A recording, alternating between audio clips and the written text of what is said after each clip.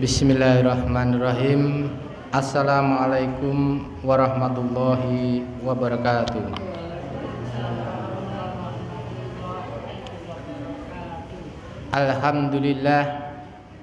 Alhamdulillahilladzi arsala rasulahu bil huda wahdinil haq liyudhhirahu ala dini kullihi walahu karihal musyrikun. Asyhadu an la ilaha illallah wa asyhadu anna Muhammadan abduhu wa rasuluh, amma ba'du. Fa ya ayyuhan nas ittaqullaha haqqa tuqatih wa la tamutunna illa wa antum muslimun. Jamaah Masjid Sholikin yang dimuliakan oleh Allah Subhanahu wa taala,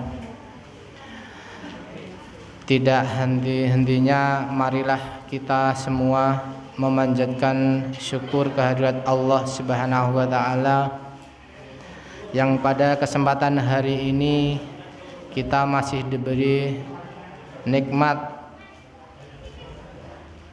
sempat iman, Islam dan ihsan, sehingga pada detik ini kita masih bisa menjalankan ibadah sholat Isya dan tarawih secara berjamaah.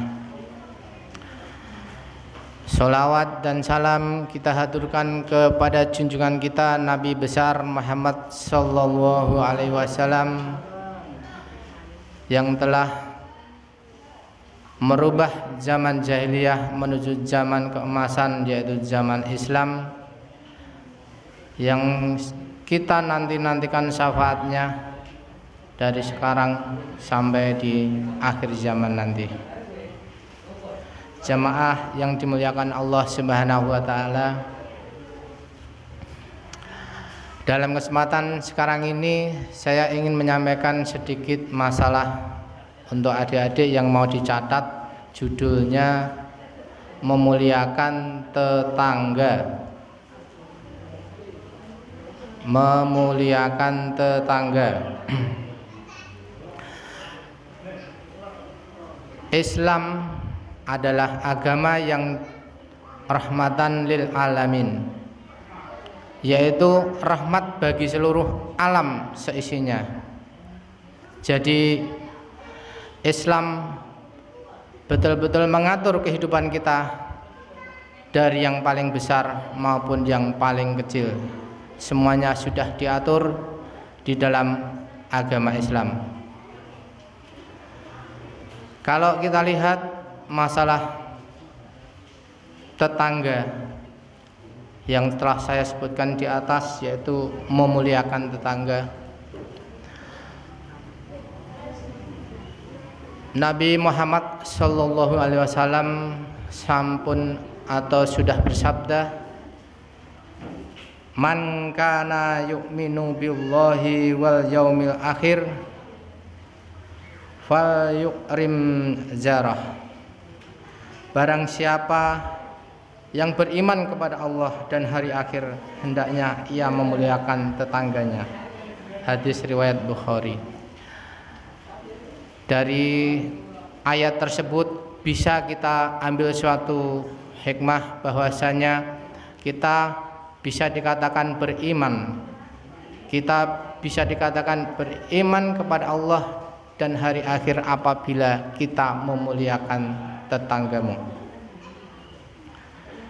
Jamaah rahimakumullah.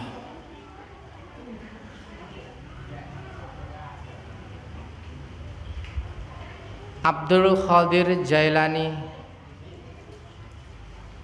adalah seorang imam besar yang mengatakan, jika kamu menyukai makan yang enak, jika kamu menyukai harta benda yang berlimpah, pakaian yang bagus, mobil yang mewah, mungkin istri yang cantik atau wanita yang cantik, sementara pada saat itu pula Anda atau kita menginginkan kebalikannya untuk saudara muslimmu, maka sungguhnya itu adalah bohong apabila kamu mengakui menjadi seorang yang iman sempurna. Nah, dari dua petunjuk tadi, diantaranya adalah hadis Nabi dan perkataan Abdul Qadir Jailani tadi, menunjukkan bahwasanya pentingnya kita memuliakan tetangga. Jadi apabila kita dikatakan seorang yang beriman, itu bisa kita lihat dari patokannya, yaitu apabila kita mempunyai tetangga, di situ tetangga kita tidak mempunyai apa-apa, mungkin kelaparan, mungkin mau membayar air saja tidak bisa, mungkin untuk makan saja tidak bisa. Di lain sisi kita hidup bergaya mewah, apapun punya, tetapi kita mengikrarkan seorang Islam yang beriman, apakah itu benar? Mestinya salah. Karena apabila orang mengatakan dia beriman, maka dengan sendirinya dia akan yaitu saling menghormati, mencintai, saling berbagi rasa antara tetangga. Apabila tetangga susah, maka kita ikut merasakan susah. Apabila tetangga senang, maka kita ikut merasakan senang, atau kebalikannya. Jadi apabila ada seorang yang mengatakan, ataupun sebagai contoh mungkin ada seorang yang mempunyai iman kuat katanya, jadi dia sering ke masjid, rutin, tepat waktu, kemudian sedekahnya juga bagus, puasanya juga bagus, akan tetapi tetangganya mengalami suatu penderitaan batin yang sangat amat, karena kita pernah melakukan suatu hal yang tidak diinginkan oleh tetangga kita, mungkin perkataan yang sangat jelek, mungkin perkataan yang sangat pedas, dibandingkan dengan apabila ada seorang yang mengatakan dia beriman, sering ke masjid juga biasa, puasanya juga biasa, infaknya juga sudah biasa, mungkin sedekahnya hanya semampunya, tetapi dia menghargai, dia memahami perasaan tetangganya. Kira-kira bagus yang mana? Kalau saya mengatakan pertanyaan itu, apakah poin yang pertama atau poin yang kedua? Ada yang bisa menjawab? Yang betul 100. Ya. Jadi pernah ada ya seorang lelaki yang bertanya kepada Rasulullah, seperti yang saya sebutkan tadi sebagai contoh. Ada seorang perempuan yang sering, yaitu sholatnya bagus, puasanya bagus, dan yang saya sebutkan tadi. Kemudian yang kedua, laki-laki itu juga bertanya kepada Nabi besar Muhammad SAW tentang perihal contoh seorang perempuan yang poin yang kedua tadi. Ternyata yang pertama, Nabi Muhammad SAW berkata, ia di neraka, Masya Allah. Tapi untuk yang poin kedua, hanya sholatnya biasa, infaknya biasa, mungkin sedikit, sedekahnya juga sedikit, tapi rutin ya. Terus pergaulan antara sesama itu sangat baik, di lingkungannya baik, kerja bakti ikut, tilik tonggo ikut, hal sekecil pun ya, mungkin di tetangga mau ada suatu hajatan dan sebagainya, dia selalu membantu dan tetangganya betul-betul senang dan suka kepada dia. Ternyata dia berada di surga. Masya Allah. Dari contoh tersebut bisa kita lihat bahwasanya terkadang kita tidak memikirkan kondisi lingkungan kita. Kadang kita mau membangun rumah itu sekarang ini banyak yang melihat sana itu ramai tidak ya untuk bisnis, sana itu bagus tidak ya, apa itu nak kliniknya itu ya bagus tidak ya.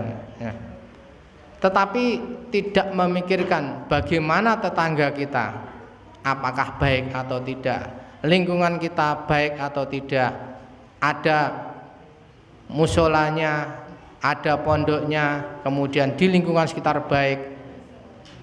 Kira-kira pilih yang mana? Kalau orang yang beriman mungkin pilih, bukan mungkin ya, pasti pilih yang lingkungan bagus. Tapi kalau orang yang tidak beriman mestinya pilih yang rame dengan bisnis yang baik. Jadi yang lebih baik adalah kalau kita ingin mendirikan suatu bangunan, lihatlah dulu tetangganya, lihatlah dulu pergaulan di sekitarnya, lingkungannya, baru kita mendirikan suatu rumah. Nah, contoh sekecil itu sangat bermanfaat bagi kita sebagai seorang yang mengaku seorang yang Islam ya.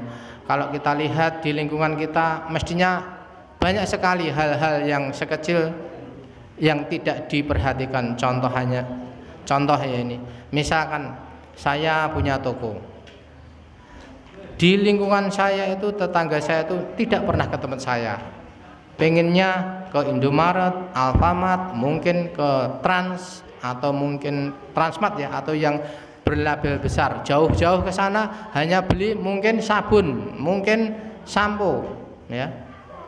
Di lingkungannya saja banyak. So kadang harganya malah lebih ringan. Dia pilih yang jauh karena gengsi dan sebagainya. Nah, inilah yang sudah membudaya untuk daerah-daerah yang mungkin ya kurang beriman kepada Allah. Yang seharusnya yang baik bagaimana? Karena lingkungan kita susah ya. Walaupun tetangganya lebih mahal ya, kita mempunyai prinsip idep-idep sedekah. Seharusnya seperti itu yang mestinya sebagai panutan bagi seorang yang berkata saya beriman kepada Allah dan hari akhir. Semoga saja apa yang saya sampaikan bisa bermanfaat bagi ibu dan bapak sekalian. Apabila ada salah kata, ada yang kurang, itu dari saya pribadi. Kemudian saya mohon maaf yang sebesar-besarnya. Akhirul dakwah, assalamualaikum warahmatullahi wabarakatuh.